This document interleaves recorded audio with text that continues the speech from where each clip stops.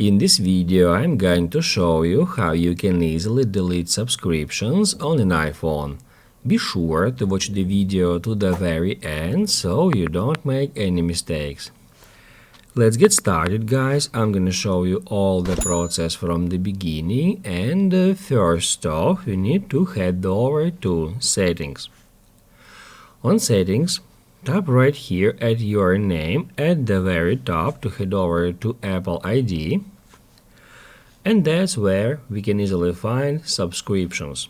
If we get into it, it will show us all the active and inactive subscriptions.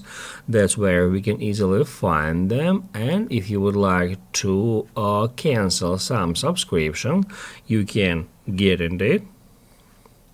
Here it shows us the amount of money we are paying for the particular period of time, in my case for a year, and also the renewal date.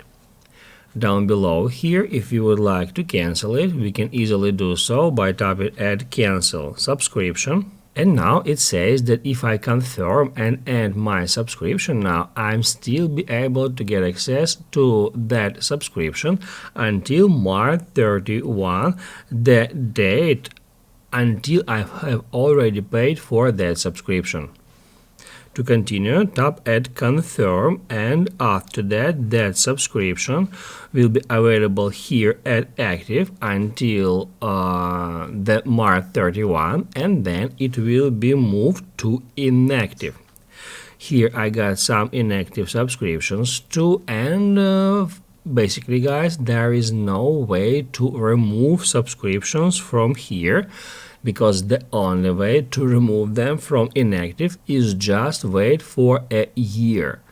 Apple keeps inactive subscriptions here for a year, and after that they will be automatically removed. If this video helped you out, don't forget to hit the like button.